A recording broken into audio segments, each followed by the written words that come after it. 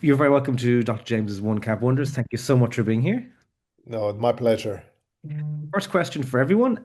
If football wasn't for you, what else would you have done in the early stages of your life? Um, was there any other profession, any other career that you would have done? Uh, look, football came in my life like a savior. So the answer is nothing else. I was I grew up in the neighborhood of Paris. Not the easiest one, as the people from the outside say it, but for me it was like Disneyland. The only thing is that me and school we weren't friends at all. So when I say that sports and football particularly came as a savior to me, it's just because I've been built by sport, by all the values, by all yeah, all what people call soft skills that you can learn from sport and especially football. So the answer is simple, nothing else. And at what point did you kind of realize, or did your family realize, or your coaches realize that maybe you could have a professional career at this? No, actually, I'm like an alien in the football world because I started football at the age of 17. Yeah, Wow. I started football at the age of 17, and in 4 years I passed from the last division in France to the first division in with my first professional contract with Guingamp. So I always dreamed about football for sure, like a young kids of the neighborhood, like I said. But for my family and especially my father, wasn't something. What? How can I say? You have to forgive me for my English. I have to translate from French to English in my head, so sometimes I will look for my words. But yeah, for him it wasn't something real, something concrete. It's not a real job. It wasn't a real job, and that's why he pushed me on the study side. But unfortunately for him, we weren't friends, like I said. And to start in football, how did you begin then? If you begin so late, it's not like I played when I was 3 years of age. I played when I was 5 years of age. I played when I was 12, when I was 15. If you're starting as an adult, how did you start? How did it even begin? Look, I played also from the age of I can't remember, but in my neighborhood, in front of my building, in my district, if I can say, but only with friends, and we had a small team. It was like our neighborhood team which was a very small one, and we had the chance to play there, but it wasn't football like we are understanding it. So um, how I begin, it's quite simple. My father put me in I don't know how to say internship school, or Yeah, the school where you are there from Sunday to till Friday. yeah. You sleep there, you eat there. So I was in a Catholic one. I'm Muslim, so my father put me there not because of the religious thing, but because they think that they were enough strict for me. Yeah, structure, lots of structure. Yeah, exactly. But they wasn't so strong for me, enough strong for me. So I made also bad things there. But yeah, I'm telling you this because it was like 200 kilometers from Paris, so I was alone. I was in a city where it's the city of Ousmane Dembélé. If you know the city, it's Évreux, and I was there because I had an uncle who was living there. And my uncle, who was coaching this small team, it was the last division in France, told me, "Look, on Saturday and Sunday you will be at home. I don't want you to stay to lie on the couch. So you have to come and play football with me." So Wow. So he in made this you he made you play because he needed a player as well. exactly, and yeah, he told me that if you know how to play football, and I was like, oh. my uncle. I want to become a professional player. And I always remember this sentence that he told me, look, you're 17, focus on the studies. It's better for you than, than football. But yeah, I started with him, and the first game that I played with him, I scored 5 times, even if it was a very the lowest division in France. One coach was there.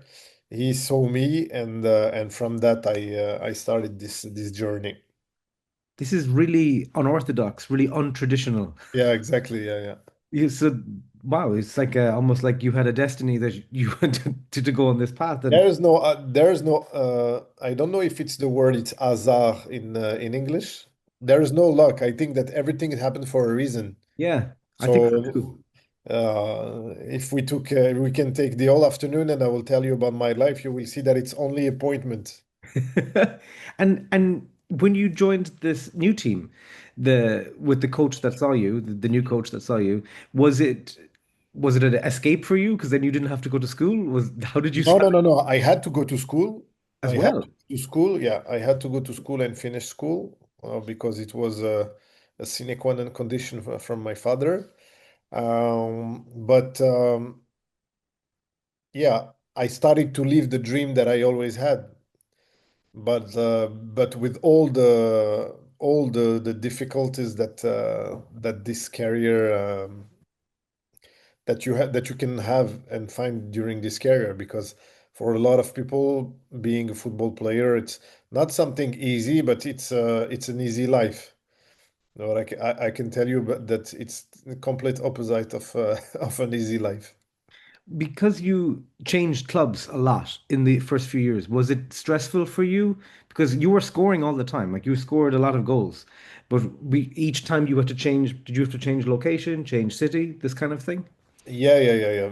You know, I always say that when I have this kind of question, I always say that the striker is it's often the position who will change a lot of clubs, because there is two options. You made a great season, everybody wants you. You made a bad season, the club where you are wants to to fire you. So that's why you always move from one club to another. And it's rare. It's really rare to find. Well, I'm not talking about the elite and the big clubs, but it's rare to find a striker who can stay like 5, 10 years in the same club. There is, but it's rare. Yeah. No, one of the interviews for season three so far, Jefferson Lewis, he played for 43 teams, I believe. 43. Yeah. How many years he played? For 46 years of Wow. age. 47 maybe. He's the longest. He's the first episode in this season, season three. He's the longest or most experienced player in English football, I think. He also scored against Arsenal in the FA Cup, I think. So Wow. he has done it at every level, all the way down like levels five, six, seven, and eight, all the way bottom as well. So, Wow. but so there were many highs. Which was the highest high for you, and which was maybe the lowest low over the professional career? Um, the highest is when I played for the American team, the American selection. There's nothing who can compare to representing your country. So that was the highest. And it's not about performance. It's only about feeling and how you live the thing. Because I didn't play too much. I was selected 3 times, and I think that I made a wrong choice. I don't live with regrets, but I have to admit when I do something good and when I do something wrong. And I went to Emirates, I think too young. And when I signed there, the coaches told me that it's impossible for us to select you because the level in Emirates is very it's very low, and it's not possible for us to justify that we can select someone who play in this lowest division. So I lost what was my high, and my lowest. I would say that it's hmm, I don't honestly I don't have a lowest. That's I good. don't I don't have lowest because I lived this journey like a dream. I wasn't formatted. Yeah. I wasn't educated by the professional structures, where they are strictly formatted to become a football player. And when they don't succeed, it's a total mess for them. So I wasn't in this way of thinking. That's why I can say that I only enjoyed. I'm not saying that there was no hard times. There was a lot, but sorry, these challenging periods, they they helped me to grow. They helped me to become the man that I am now. And I'm not talking about the athletes. I'm talking about the men. So that's why I don't see any lowest point. For me, it was only enjoyable things. You were scoring a lot of goals. You scored a lot of goals, and then you went to big teams like Brest. Yeah. Think this was why Morocco, were they thinking about you or looking at you? Because when you were playing in top divisions, regardless whether it's France, Spain, Italy, England, Holland, then maybe were the national team looking for new players, or how did it come about? How did they find you? Actually, they came to me when I was in the third division. Wow. Yeah. They came to me because I have something which is can be a high also of my career. It's that I played in a team named Boulogne-sur-Mer. Hmm. They were in fourth, and I played with them in fourth and third division. I played 74 games with them, and I scored 72 times. And it's at this period where I had all the first division teams behind first and second division team behind me, and this is where I had the chance to become an international player. So you were capped internationally by Morocco, not as a Ligue 1 player, but as like a lower down player because of the E- goals. Exactly, yeah. I scored. I wasn't an amazing player. I have to admit that I wasn't so technical, so physical, but I have my pass because I was running very, very fast. And the only thing that I know in when I'm in a football pitch, it's to score. So I can remember goals that I scored where it's the ball who hit me. I didn't hit the ball. So yeah. But clearly the Moroccan team saw something in you. And who did you? So you got called up three times. You got capped one time. No, Um, I played by cap. You mean the when I played? yeah. No, I played two games Okay. against Colombia, and when you have a little selection, you count them. Yes. Yeah. Yeah, yeah. No, I played two times. I played one time in Nou Camp against Colombia, and I played also in Morocco, which was an amazing moment against Burkina Faso. I can And I've imagine. been uh, and I've been they called me three times. And each time, what was your reaction from your family? Proud, proud, proud. They were proud. They were proud because it's the impact is way more important than only sport. It's something bigger, and I don't have the words to define it, but yeah, I can tell you that the impact is amazing. And over your career, you've had a very interesting career. Who has been the most difficult opponent that you have come up against? Because I imagine there was many difficult ones. Yeah, yeah, for sure. Honestly, the difficult one or the hardest ones were the ones in third and fourth division because I'm not saying that second and first division are easy, but it's easier to play in this division because the quality is much more higher. So I don't have one in mind, but I can tell you that I remember that these games were much more harder than the elite one. Sorry. Oof. And along the way, you made a decision. You made a decision to move away from France, to go to the Emirates States, to go to the Middle East. How did this come about? Because not every now it's very common. In the last 10 years, it's very common. Yeah, But yeah, back in yeah, yeah. 2009, 10, 11, people were not going to Dubai. They were not going to Saudi. They were not going to Qatar. Exactly. Yeah, yeah. So how did Actually, how did this come about for you? uh, it came because we always say that Mediterranean people, they have the hot blood. I Yeah, don't know if you understand me, but yeah, sometimes we take decisions only by feelings, yeah. emotions, and after you say to yourself that, hey, maybe I had to think twice before taking this decision. And I was in Brest, and we made the first preparation of the season. A new coach came. I was okay, but when the game started, it was beginning of September, so the transfer window was just closed in France, and he announced to me that I'm not in his plane for this season. I was like, why you waited until the window, the transfer window ended? No answer.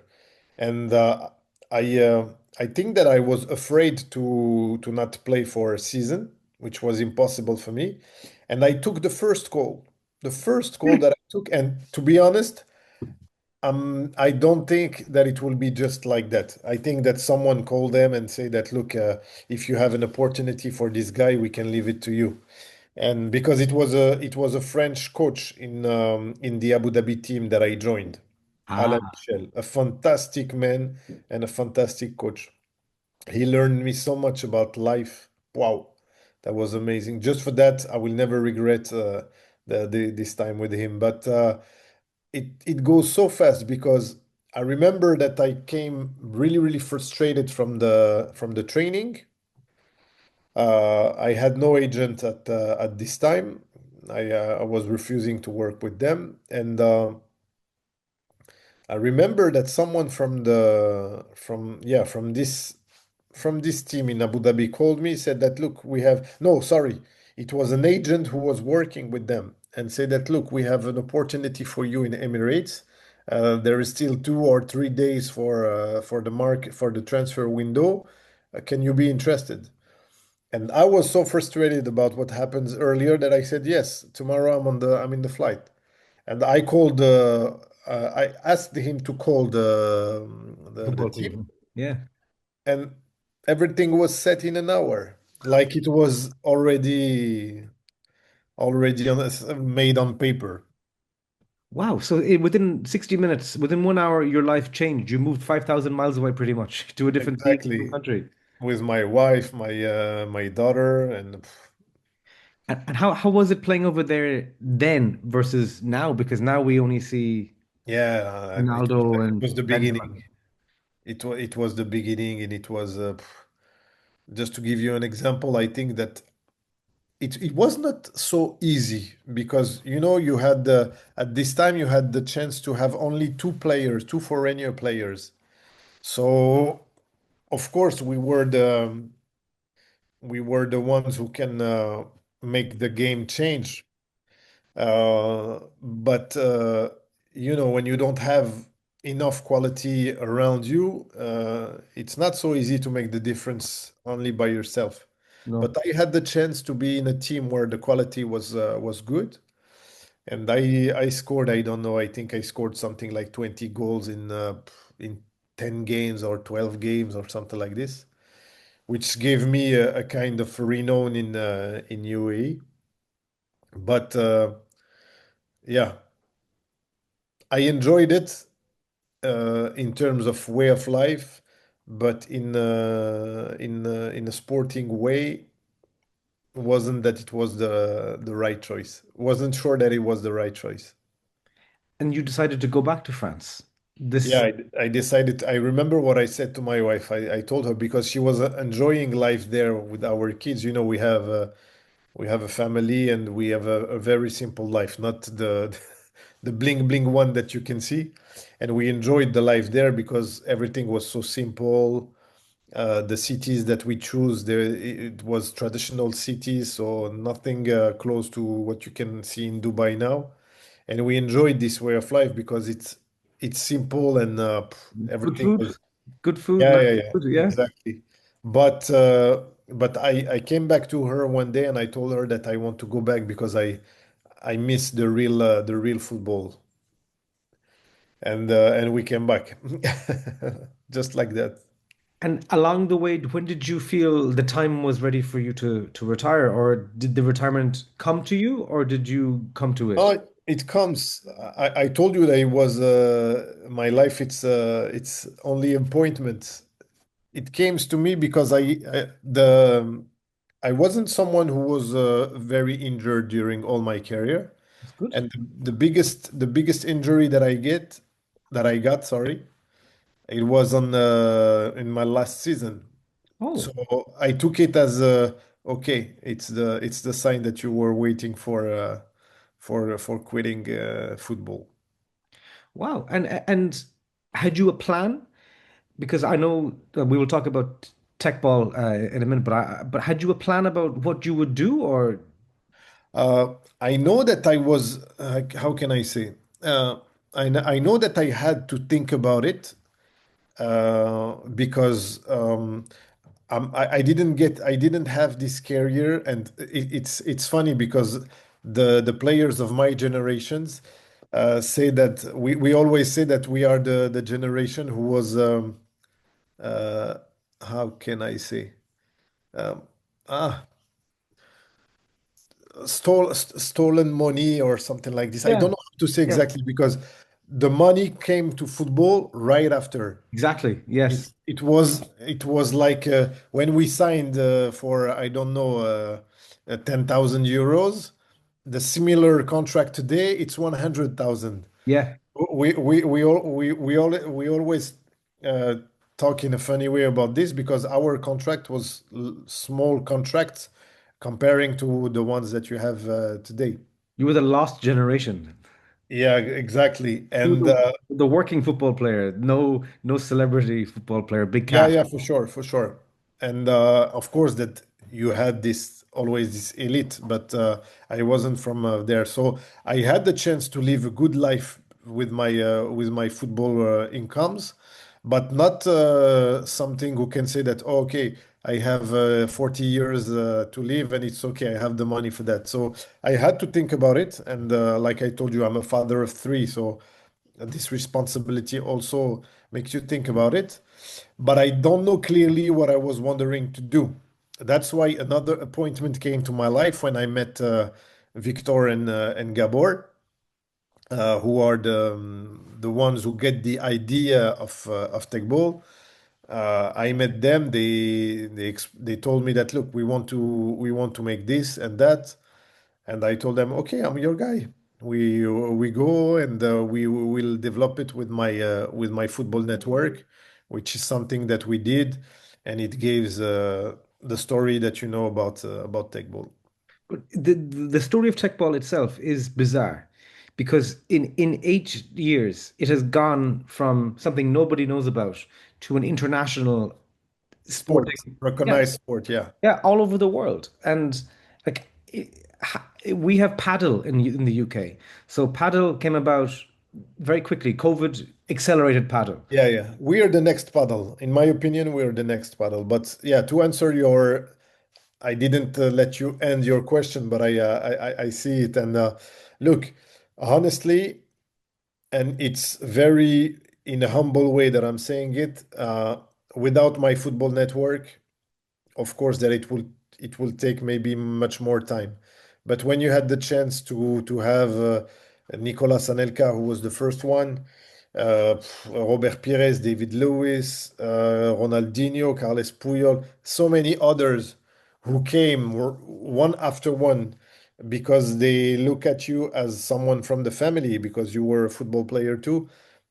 First, it makes you save a lot of money, and this is what I brought to TechBall, and of course the visibility. It's incredible. I remember that the first video that we made with Nicola, I called him. He was in Dubai. He said, I called him, look, Nicola, I need you.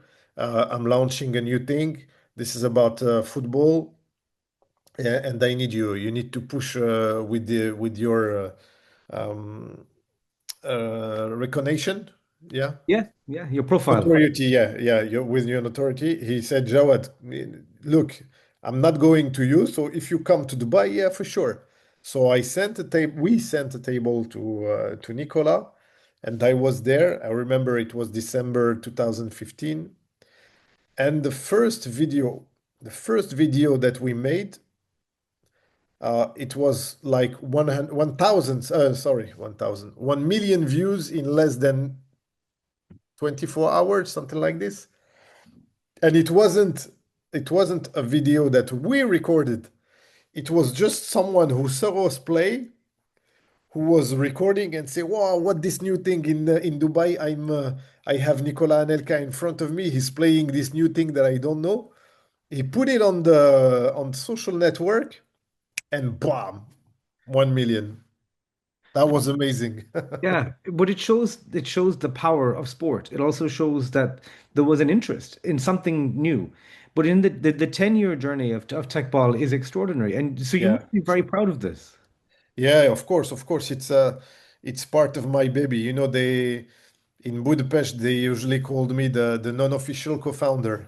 I'm a co-founder of the International Federation, but not about the table, because the table, it was the idea of Gabor and Victor. And after we had the chance to count on the support of Jury Gatian Jury, who financed the whole thing, and he sorry, he gave a lot of boosters also with his money and support to our development.